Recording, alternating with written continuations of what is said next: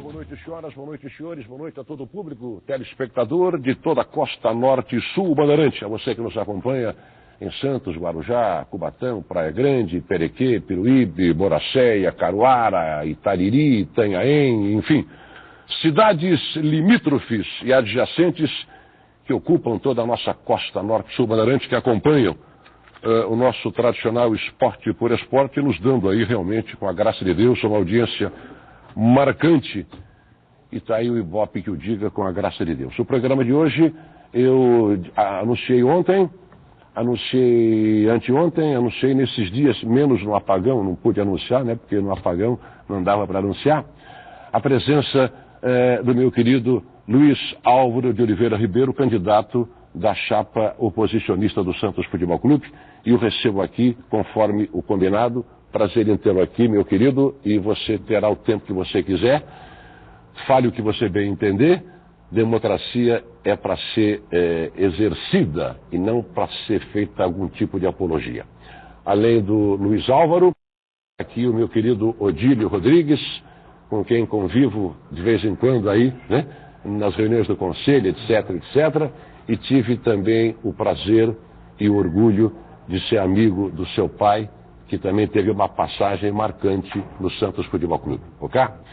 Independente desses que integram a mesa, tenho à minha esquerda o jornalista João Henrique, que está conosco na escala. À direita minha, composta pelo companheiro Samir Carvalho, que cobre o dia a dia do Santos Futebol Clube pelo Jornal Diário do Litoral.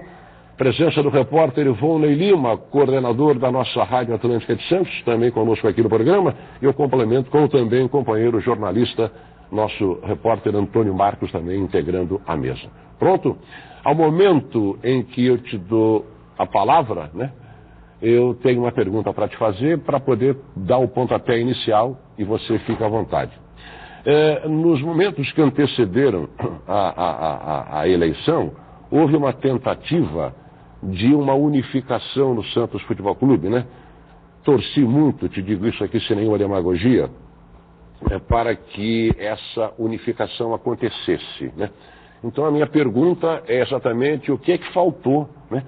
Porque as pedras não se acasalaram a ponto de nós termos uma chapa única, que seria um grande, a meu ver, não sei se eu estou equivocado, seria um grande negócio para o Santos Futebol Clube.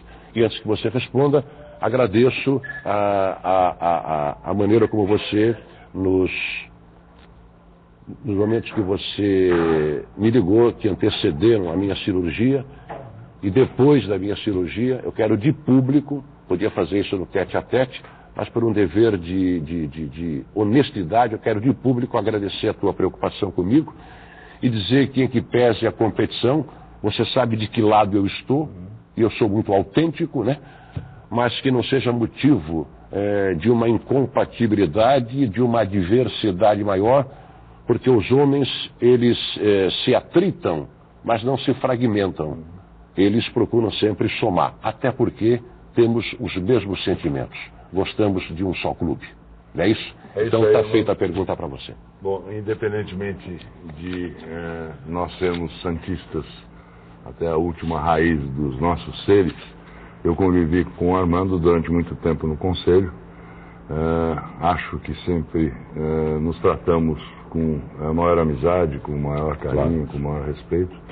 Eu tive a notícia de que ele ia sofrer uma cirurgia, eu que virei PhD em cirurgias depois daquelas minhas 4 paradas cardíacas, do meu infarto, etc. Achei que eu tinha obrigação, como amigo e velho companheiro santista, de dizer a ele de que ele ia ter sucesso, que eu acreditava. A medicina hoje está muito evoluída e de fato fiquei feliz em saber, depois ligando a posteriori, que ele já estava em forma, comandando o programa dele, sempre com muita garra, com muita determinação, com muita luta. E o que eu acho é o seguinte: nós somos santistas, e ainda que não fôssemos, nós somos esportistas. E na minha cabeça, num estádio de futebol, existem 2 equipes que vão procurar encontrar o caminho da vitória, para a alegria das suas torcidas. Mas são adversários, não são inimigos. Inimigos são os fundamentalistas que entendem que devem varrer um país do mapa mundi ou resolvem sacrificar inocentes por conta de gestos impensados. O esporte não é isso. O esporte é competição, sim, mas uma competição sadia, que deve ser sem violência, que deve ser com base no resultado. E, do ponto de vista político, o Armando e eu temos tido posições divergentes, não há muito tempo, não mais do que 10 anos, mas ambos nos respeitamos e eu tive e ouvi de viva voz dele, com a generosidade que lhe é peculiar, dizer que as portas do programa dele estavam abertas para tantas vezes quanto eu quisesse vir aqui. Então é com muito prazer que eu venho, agradecido ao Armando essa chance de poder falar aos sócios do Santos, com educação, com civilidade, com respeito, sem descer a baixaria, sem ofender ninguém, porque eu acho que é disso que o Santos precisa. A coisa que mais a gente teria a lamentar são incidentes que uma disputa eleitoral, às vezes, no calor das discussões, pode causar, e que, independentemente do prejuízo que um candidato pode trazer ao outro, o grande prejudicado é o clube, e isso tudo é o que ninguém de nós quer.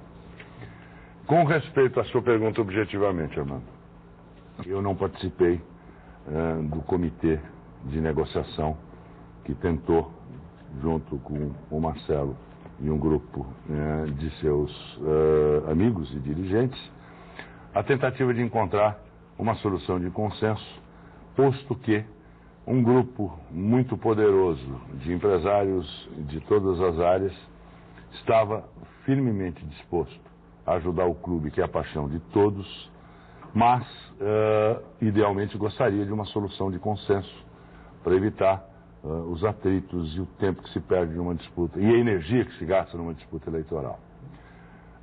Esses investidores colocavam alguns pontos que consideravam básicos para justificar a aplicação dos recursos que iriam disponibilizar para ajudar o Santos.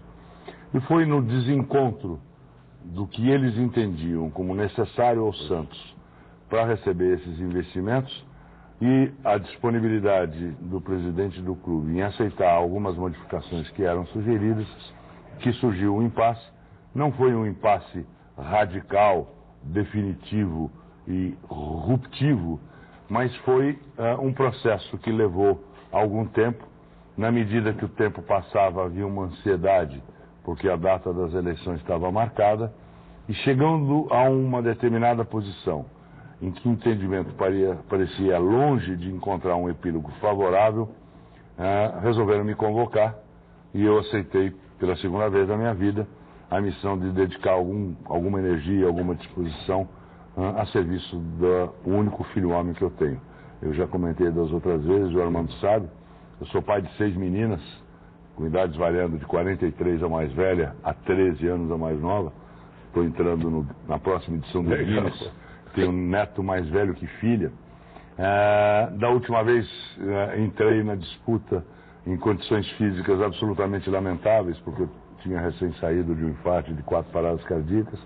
Mas agora, quando me convocaram de novo, eu tinha acabado de fazer um check-up e o meu médico cardiologista, que por acaso é corintiano, examinando os meus índices de triglicérides, de colesterol, de glicemia, a minha pulsação, eu comecei a levar a sério um programa de recuperação física. Hoje faço religiosamente esteira e musculação pelo menos 4 vezes por semana. Tem que fazer mesmo.